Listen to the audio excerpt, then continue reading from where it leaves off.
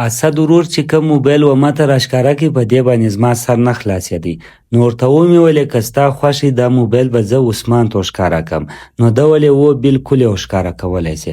کله چې زه د عثمان دکان ته ورسېدلم نو عثمان د ټول اول په مېلمستا کې و ماته راني راکړله او ورسره یې د شهید انور ورور سلاجید ډرینک هم راکړی او راته ویې ویل چې دا مې خاص ستا لپاره ایښتې ولو.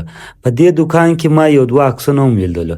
یو عکس چې عثمان لپاره یو چا په خپل لاس باندې جوړ کړی و او یو بل عکس چې د مشر سره په خندا باندې اخیستی ولو.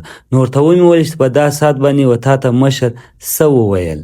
دا دې چیرې جوړ کړی؟ چا په ګفټ کې در جوړ کړی دی؟ دا یو ملګری جوړ کړی و، د دې راوړی اوس ما بیا د بله په پام کې یو دا جوړ کړی، یو دا ستا شاته بل. او دا عکس دې چیرې ورسره اخیستی؟ دا د دې کوټې له راغلی. ښه، نو دا تصویر چې عکس یې څه یې درته ویلي په دې ساعت باندې؟ دا دغه و تر نیوزه پورې وایي.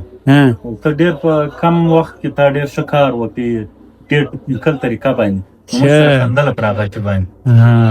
ډېر سمپل او مشر زما په دې باندې هم خوښ دی. دی سمپل ساده انسان دی، په دې باندې زما ډېر زیات خوښ دی.